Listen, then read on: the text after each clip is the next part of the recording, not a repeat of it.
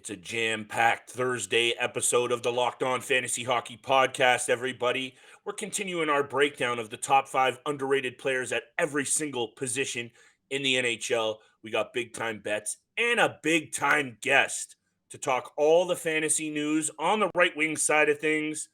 Thank you for joining us. Let's get this money, everybody. You're Locked On Fantasy Hockey, your daily podcast on fantasy hockey. Part of the Locked On Podcast Network, your team every day.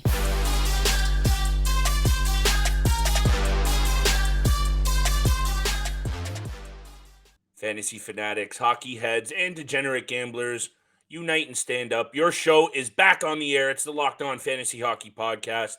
I'm joined, as always, by my esteemed co-host, Mr. Steele Roden. It's your boy, Big Flip Livingstone. Thank you for making us your first listen every single day. Today's episode of the Locked On Fantasy Hockey Podcast is brought to you by our friends at FanDuel. This episode is brought to you by FanDuel Sportsbook, official sportsbook of Locked On.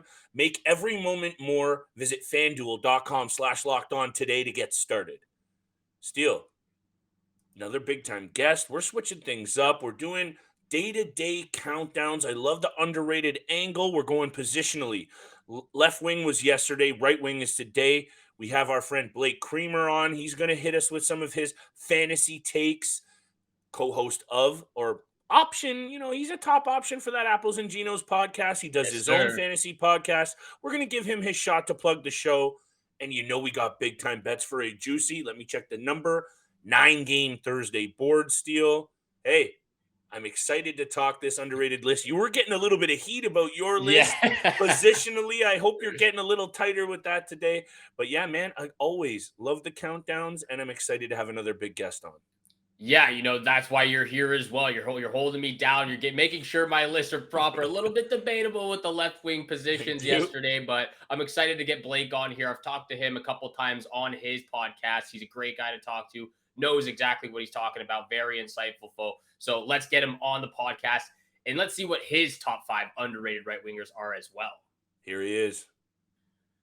We're here. We're back. Thanks for staying tuned with the Locked On Fantasy Hockey Podcast. Like we said, special guest for today's episode, the one and only Blake Creamer, host of the Fantasy NHL Today podcast, a sports ethos production, a regular on Apples and Ginos. He's been kind enough to have me on his podcast a couple of times, had some great conversations, very insightful. So thanks, Blake, for joining us for today's episode, talking about some underrated right wingers, top 5 underrated right wingers. And before we jump into today's topic, I just wanted to, give you the spotlight right now. Let everyone out there share where they can find your content, all your socials, so they can be aware of where your hot content is coming from as well.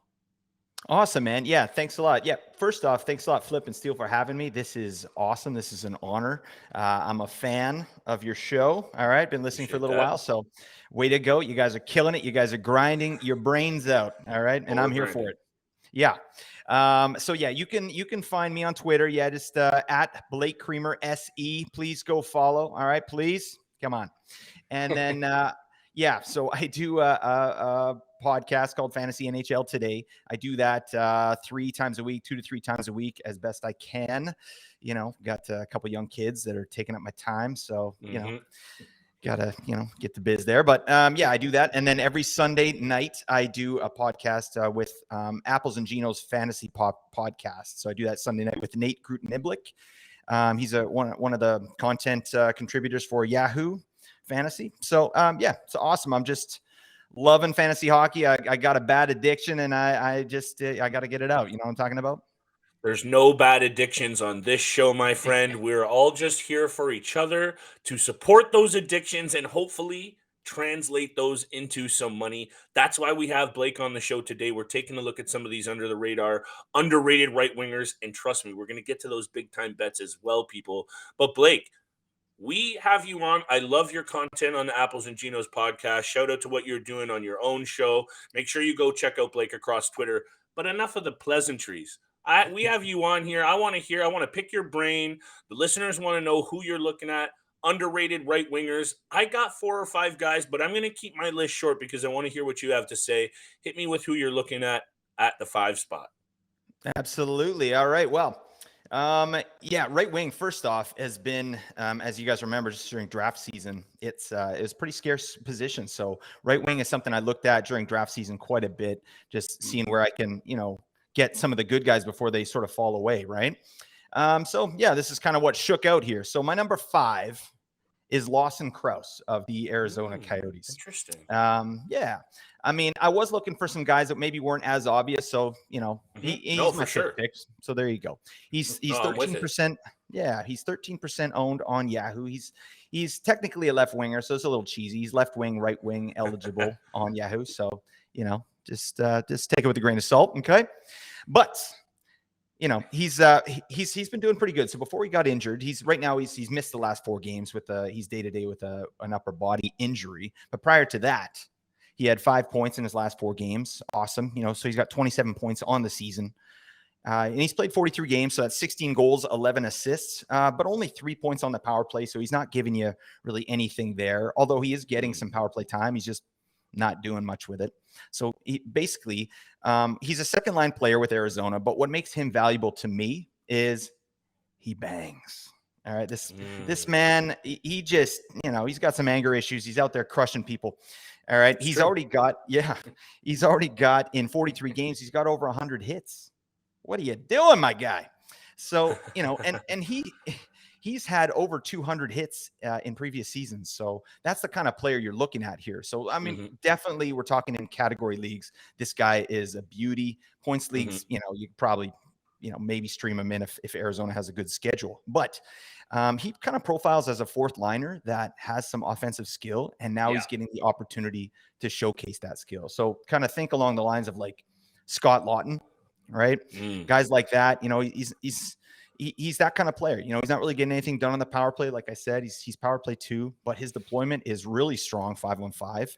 He's playing with Nick Bjugstad and the golden boy, Dylan Guenther, however you say that. Jeez. Yeah. Guenther. So, hey, this is why I already appreciate having Blake on, because Steele was on here on this under the radar, underrated list, naming off all-stars yesterday. William Nylander's underrated. I had to let the man go. To show him some love. Here you are highlighting an actual under the radar player. There's a lot of guys to get to. So, Steele, hit me with very quickly who you have at the 5 spot. I'm going to keep all of my breakdown short and sweet because I can already have a feeling we might be getting long in the tooth for today's episode. But I already appreciate Blake's analysis because also Lawson Crouse is a very good keeper dynasty piece. He does chip in with the goals. He plays with that edge. Pims he comes in with. Definitely a banger league beauty. Steele, who's at your number 5 spot before I spout off at the mouth for a little bit? Yeah, well, you guys might have to hold me down just a little bit for today's episode. Oh, not again.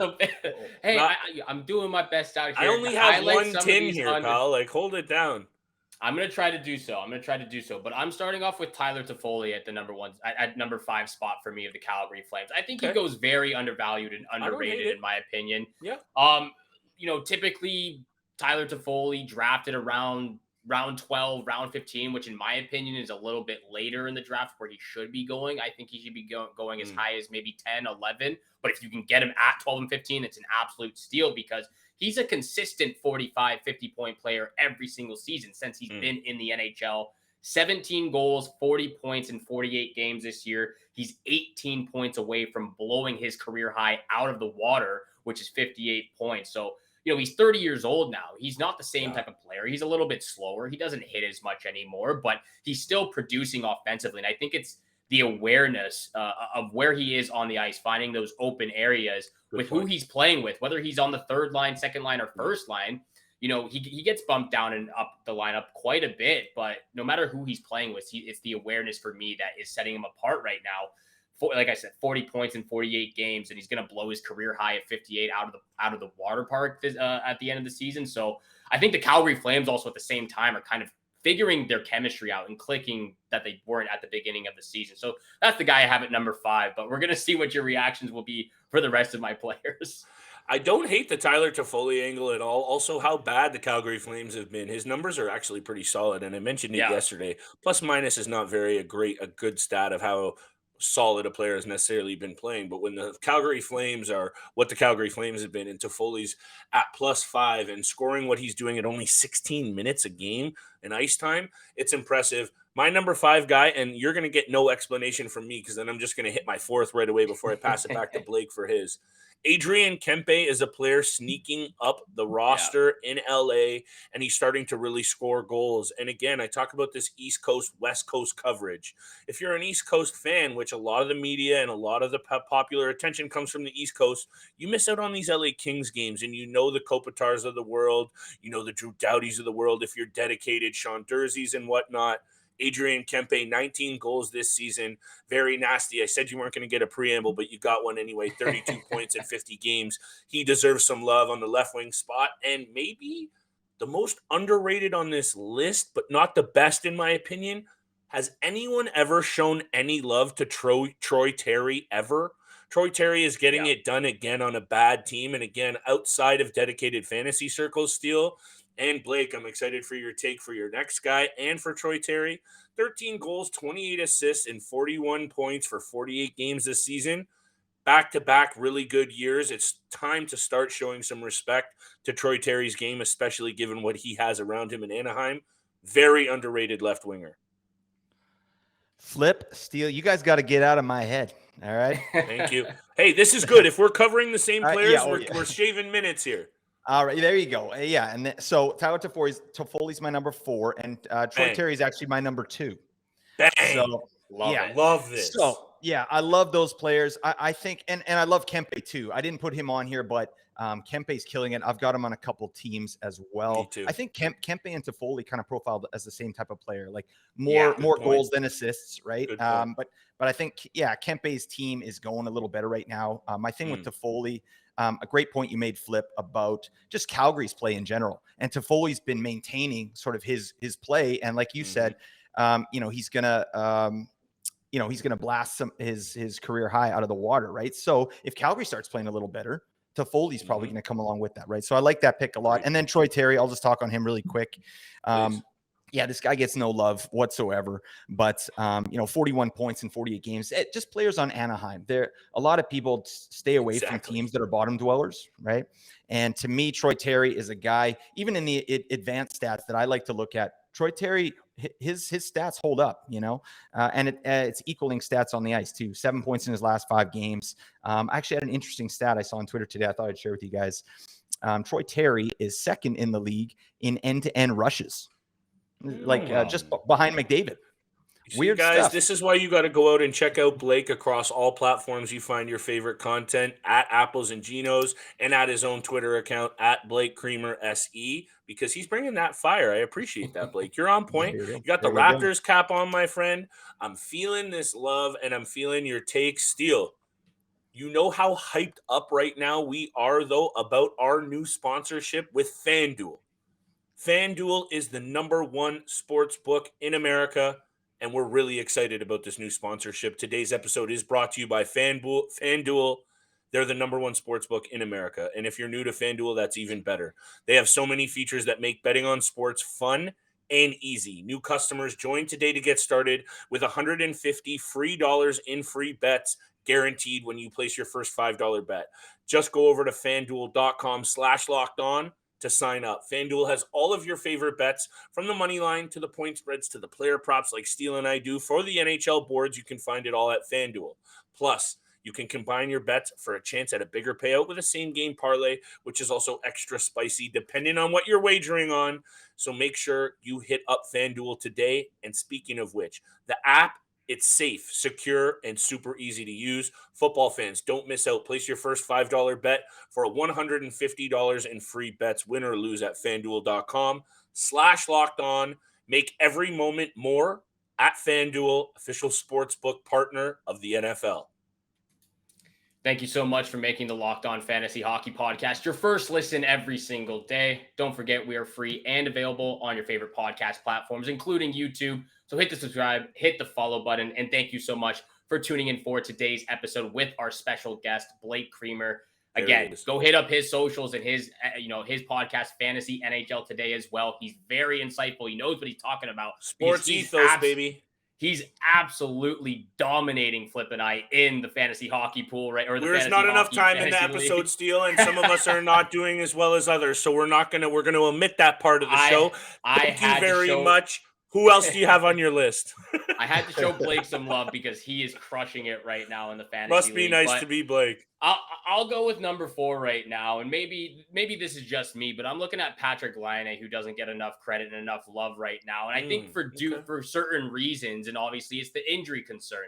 You know, I've seen him over the last few years go down, fall down in the draft boards, round 5, round 6, round 7, the same way I saw Jack Eichel fall in draft boards as well, because everyone was afraid of the injury concern. How is he going to play coming back from the injury, or, you know, the injury history that he has? So I'm going to try to show some Patrick Laine some love here. I know he's on your fantasy team, Flip, but he deserves the recognition. 56 points in 56 points in 56 games last year, point per game. But, you know, look at this season. He's already missed 15 games. He missed 26 games last year. And he's just been dealt a very tough card his entire NHL career. Started with Winnipeg, didn't want to be there. Gets traded to Columbus. He's got John Tortorella as a coach, an absolute bona fide scrub. And then he gets injured. So he's had some bad cards dealt for him, but hopefully he turns it around. And I just wanted to show Patrick Laine some love because he is, in my opinion, underrated. He's second overall pick. In my opinion, this is a bold take, Steele. I don't hate it. Like, I'm not ready to spout off here at the hip like I tend to do sometimes. You know, we have a guest here on the show. I got to keep it legit here. Patrick Laine is properly rated, in my opinion, and the book is out on his injury status. He's a bit made of glass. I think people know this in the fantasy realm. When he's healthy, sure, I don't mind him on this list, but he's just not proven to be. But like I said, very quickly, my third guy, I'll flip it over to Blake in a sec. I gotta talk, if we're talking right wing, Steele, I can't come on here and not talk about my boy Drizzy Drake Batherson. Someone needs to throw some respect on his name as well, because he is a nasty player and he's not even close to scratching the surface of his talent or ability. And there's been a lot of roadblocks in Ottawa this season, and my man still has 40 points, 14 goals, 26 assists. He can fly, he can skate, he's playing more minutes. No one really talks about Batherson this year because of how good Claude Giroux, even Brady Tkachuk, even a disappointing season, Tim Stutzla, a step-out season. Under the radar for me, Drake Batherson, and a huge piece of Ottawa's future. When you look at the plus minus, though, plus 30, minus 32, it's ugly. I get it, but he's a favorite player of mine, and I can't come on this list because of his potential. Right now, also, he's getting rushes on the third line. That's not how to utilize this player, and he is an 80, even 90-point player, in my opinion, at his ceiling. Lots of come up for a fourth-round player who needs a lot more respect on his name, Steele. Actually, Blake. Yeah, absolutely. I agree with all your takes so far. Just a quick thing on Laine there. I'm not sure that he's underrated, but he's certainly underperforming. And what I think, moving forward with Laine, I think what you're talking about, Steele, is going to equal some value come draft season next year. Yeah, right? Because Laine, excellent. Yeah, he is injury prone, but that's not something we can predict in fantasy, right? I personally don't draft based on those type of things. I draft the best player that fills kind of a need, because you can't predict injuries, right? So if you're thinking about injuries, you might miss out on a player like Laine. Could come back and play all 82 games next season, 50 goals, 90 points, with all those crazy periffs and shots and all that. So anyways, that's my take on Laine. Let's get the biz. Let's get into my number 3 pick. It's Brandon Hagel. All right. Okay. That beauty on the T-Bay Lightning. All right. This guy's awesome. 40 points in 46 games. That's awesome. 9 power play points. All right. He spent a lot of time this season so far up on the top line. Right now he's on the second line with Killorn and Anthony Cirelli, but he's still getting first line power play deployment. And that's the key right there. That's why this guy he's just crushing right now. And his minutes are still good. He's still 18 to 20 minutes a night. That's excellent. And he's on a 71-point pace. I don't know if anyone saw this coming, right? I know if you just think about the Blackhawks last season and kind of how ticked off, Kane and Taves were when they traded this guy. It didn't really materialize last year with Tampa Bay, but this year he's getting the opportunity. And I think, he's 66% rostered on Yahoo. This guy, I think he should probably be on a roster. 66 is too low. I So, agree. yeah, I don't know your thoughts on Hagel there, but. I like the spot, and honestly, it really fits the bill of underrated because I don't think I've heard a single person ever, other than maybe Steele, who's a dedicated fantasy head, say anything about Brandon Hagel, and that's just because he's kind of that sneaky under the radar guy. He doesn't have a Yeah. big name. He's not very flashy. He gets things done effectively in the minutes that are provided to him. And now look at him get a little bit more of an opportunity, like you mentioned, Blake, with some elite players in Tampa Bay, who I think in general this might be saying something about a team who has 2 cups in the rafters and a trip to the Stanley Cup over the last 3 years. No one's talking about Tampa Bay this year, and they better pay attention very quickly because also Toronto Maple Leafs fans, me being one of them, very excited about this season. There's a crash course coming between the Tampa Bay Lightning and Toronto Maple Leafs again. And to me, I don't really care about what the Maple Leafs have done this year. The Tampa Bay Lightning deserve to be a favorite, and a lot of it has to do with the depth scoring that you mentioned from Hagel. I appreciate that very quickly.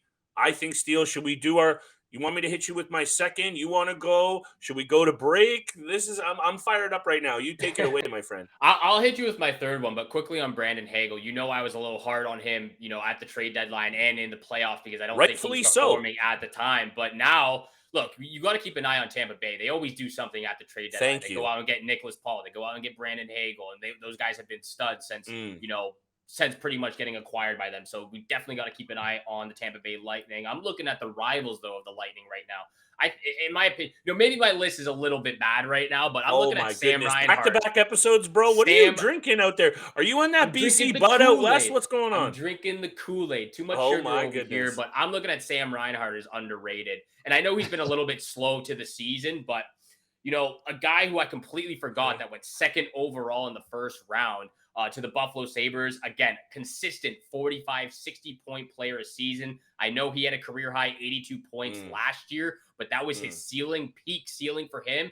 Falling a little bit down to where he normally is. And, as of right now, believe he has 40 points on the season or close to. He's going to finish again in that 55, 60-point range by the end. The Florida Panthers score a ton of goals, and I don't think he's valued enough for what he does for the team. Net front presence, a guy who always just parks his butt right in front of the goalie, grabbing those rebounds, does a little bit of the dirty work, does a little bit of physical activity as well. He's a great presence on the power play, 15 or 16 power play points on the season. So I think he goes very undervalued in my opinion.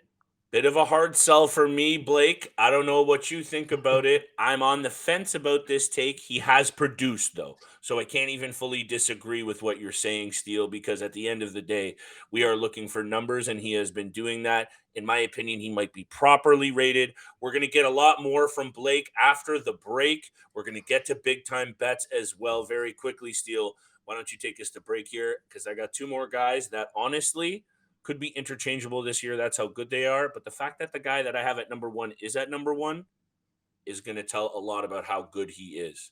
I'll tell you what, my top 2 guys, I'm excited to see what Blake's top guy is as well, but my top 2 guys are rightfully fit right now for the top. I think you and I have the same too. So why don't we get to break and then no, hear from definitely Blake. Don't. But we got to thank our listeners out there. Thank you so much for making the Locked On Fantasy Hockey Podcast your first listen every single day. Make sure you go hit the subscribe, hit the follow button. Flip and I appreciate all the love and all the support out there. And once again, show some love to our special guest, Blake Creamer, a Sports Ethos production, the NHL Fantasy Today podcast, a regular on Apples and Genos as well. Go show some love. Go follow him on all his socials too.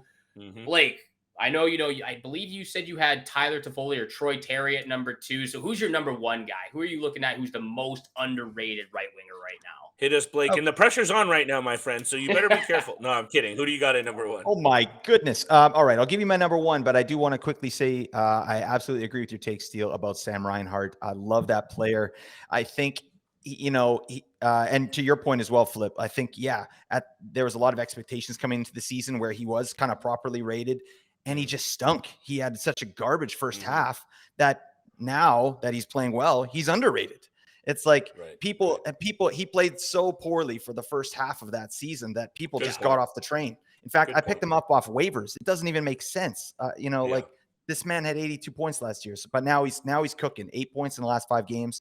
I think Reinhardt's going to crush for the last second half of the season here. That's my take there. All right, my number one is a man named Arturi Lehkonen. All right, for the Colorado Avalanche. Love it. Okay, I'm ready for this explanation. Oh yeah, this guy is an absolute unit. All right. Yeah, and his offensive numbers aren't the same as some of the other guys, but this is the guy of these 5 guys that I would like on my team, and I have on a lot of my teams. All right. So 34 points, 43 games. That goes with 15 goals, 19 assists, but 16 power play points. That is a little bit of all right. Okay. So one thing about Lehkonen, he is killing it with his ice time. So last season, and he had a good season, he was starting to have a good season. 15 minutes average ice time. This season, 21:43 average ice time. And that hasn't wavered. That's over 43 games. This guy is getting a ton of deployment in the top 6 on a really good team. All right. First off, right. That guy needs to be rostered. No question. 73, too low for Lehkonen, in my opinion. He's getting power play 1. Okay. And his power play deployment is nuts. So, I mean, he's got last season, again, 1 minute average ice time on the power play. This season, 4 minutes, just over 4 minutes with McKinnon, with all these guys, right? So I love Lehkonen for that, but it doesn't stop there. Like he bangs, he blocks, right? So cross-category coverage. And I think personally, like Lehkonen's hot right now. He's doing very well. He's got 4 goals and 1 assist in his last 5. It's true. And Landeskog is coming back at some point, right? So there's going to be someone in the top 6 that moves down, but I don't think it's going to be Lehkonen. I think it's going to be, Evan Rodriguez or JT Compher that's going to be moved, right? This guy is still going to get top 6 deployment and likely top power play on Colorado. I think the floor for this guy, 55 points. I think the ceiling 70. I think he could get 70 points. Obviously, he's got to do some work here, but this guy's a beauty. I love Lehkonen. He passes the eye test to me. He's a great player. I appreciate everything that you just brought to the table. And actually, what I appreciate the most about all of your players, Blake, is that they are truly under the radar and underappreciated. And I kind of sold out a little bit with my top 2 guys, Steele. And I'm going to do this very quickly because if you know me and you're thinking in my head, my top 2 guys. First of all, both of these players, in my opinion, that I'm about to ream off, are interchangeable at the most underrated at this position, despite how good they are. Number 1, Alex Tuch's season is a special one, and no one's talking about it. And the fact that neither of you guys have Alex Tuch here at the number right wing position in top 5, I'm questioning it a little bit, especially because he has 2 less points than Mitch Marner. 2 less points than Mitch Marner, and Mitch Marner is setting historic records. So a lot more respect needs to be put on Alex Tuch's name. That's number 1. And number 2, this player in Mikko Rantanen has carried his team. And aside from Alexander Georgiev, and this is where I might take some heat, Rantanen might be properly rated. Dedicated hockey guys know how good Rantanen is, but others don't. And at 58 points this season, he is one of the best players in the NHL, and he definitely doesn't get the credit as such. He's not even getting paid as such. And if not for the bigger names on his team, and Nathan McKinnon and Cale Makar and even Gabriel Landeskog, and last year even Nazem Kadri, this guy would be a superstar in any other market, and he has a beautiful season in the works, 32 goals and 26 assists. Both Alex Tuch and Mikko Rantanen deserve to be at the top of this underrated right winger list in whatever fantasy format you want to break down. No, completely agree with that. I was going to have him on the list, but I didn't want to, do another list where it's a little bit debatable. And I think these are subjective lists, baby. This is for fun, right? As long as we're pretty close, I'm with it. Very subjective list, but I think it goes great with Blake's point with Arturi Lehkonen. The fact that Colorado has suffered so many injuries, and it's really been on the shoulders of Rantanen, but Lehkonen's been there to kind of help and push it along as well. Definitely underrated guys. I got 2 guys left. The top guy's just for you, Flip. But my second guy is Victor Arvidsson. I think he's very underappreciated. Deserves to be on this list. Deserves to be on it. A guy who either isn't drafted whatsoever or goes drafted in the last 3 rounds, which is an absolute steal. 33 points in 45 games. And that's struggling over the last 5 games as well. 0 points in his last 5 games, but he's on the second line. I love that second line for the LA Kings with Philip Deneau. And now Alex Iafallo. I think Kevin Fiala should be on that second line with Deneau and Arvidsson, which can get that them lineup's all in going flux again. But we're talking about an LA Kings team that is top 10 in goals for this season. They score Good a ton team. of goals. Victor Arvidsson is a guy who I love to pick up, a guy who I've picked up twice in 2 different fantasy leagues off the waiver wire. And again, like to Blake's point with guys who are rostered, he's only rostered at 56%, 58% right now. It should be definitely at least in the 60s, high 60s for me. And then my top guy, this one's just for Flip because I know he loves this player so much. Joe Pavelski of the Dallas Stars. He is the most underrated right winger in the league. Flip, this one's just for you. 38 years old, 14 goals, 47 points in 49 games. I'm looking at the fantasy league that all 3 of us are in right now and the other fantasy league.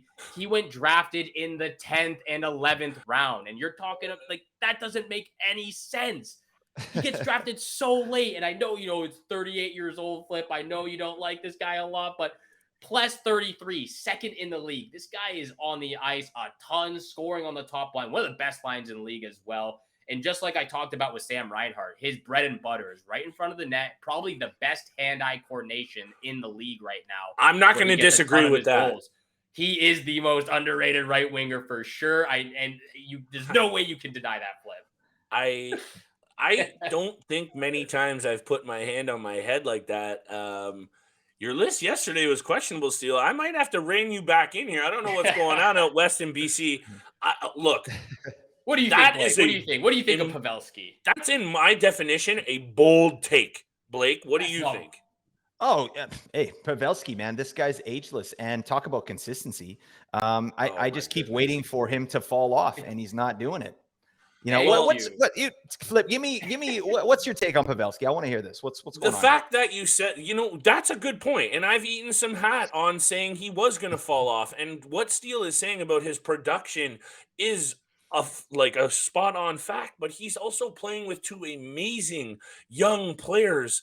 With Rupe Hintz and Jason Robertson most of the time, right? He does nothing himself. He does nothing himself. I'm not saying he does. Dude, when you got guys on the list like even Alex DeBrincat, Mark Stone, Cole Caulfield, Riley Smith, like holy crow, we're not going to the Joe Pavelski.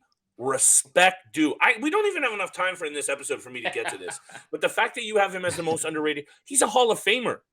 To me, that means he's properly rated. People know Joe Pavelski has been a stud. This isn't the show the guy some love who needs more love show. This is the guy, anyway, I don't hate it. Number 1 is bold.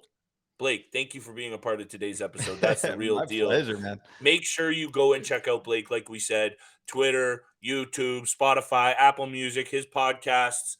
Make sure you check out Apples and Geno's as well. Thank you for joining us today, Blake. Really appreciate it. We got big time bets coming up in a second. We're here, big time bets, where the money is made. We're getting a little tight for time here on this episode, so we're just going to rattle all 3 off with less than explanation of them. I'll start us off. I'm going to take the Bruins on the money line plus 104 against the Tampa Bay Lightning. Doesn't make any sense. If you're giving me plus odds on the Bruins, who haven't lost more than 9 or more than 10 games. Only explanation you need to hear. Only explanation. Bruins money line plus 104. Penguins money line plus 100 against the Capitals. The last 4 games against these 2 teams, the road team has won. Penguins are on the road. I'm going to take that with a little trend action. Penguins money line plus 100. I know Tristan Jarry isn't in the crease. My lock of the night, Predators money line plus 116 against the Devils. The Predators have won the last 7 matchups against the New Jersey Devils. I think that's all you need to really hear. What was your second pick, though, Steele, very quickly? Penguins on the money line plus 100. What you said about Tristan Jarry does hold true, but Casey DeSmith has already been playing a lot of minutes in that crease for Pittsburgh, and he's been so.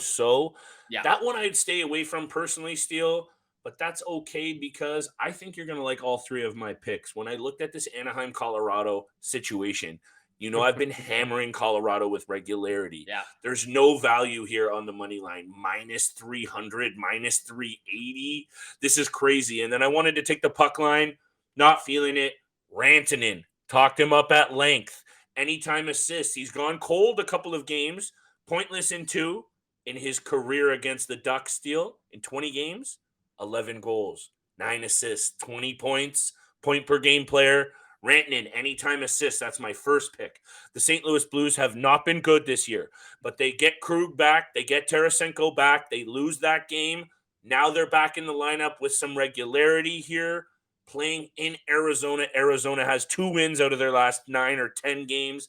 They are not playing good. Give me the Blues on the road with a decent odd at minus 150 right now. That might go down. Loving the Blues angle here, getting healthy. Going to showcase some pieces ahead of the deadline steal. Some of these players want out of St. Louis, and that means they're going to get some wins. My lock of the night. It's one of the games that you're touching, but I'm not touching it in the same way. Hey, don't get away from me here. Lock of the night. Bruins at Tampa Bay under the number. This has all the makings of a playoff, even conference type game between two teams that play each other tight. How about the last 6 trips against Boston between these two teams? Not trips. Between these two teams, 6 of 8 gone under the number. This one's going to be a tight checking close game. I might tease it up a little bit, Steele. It's at 6 right now.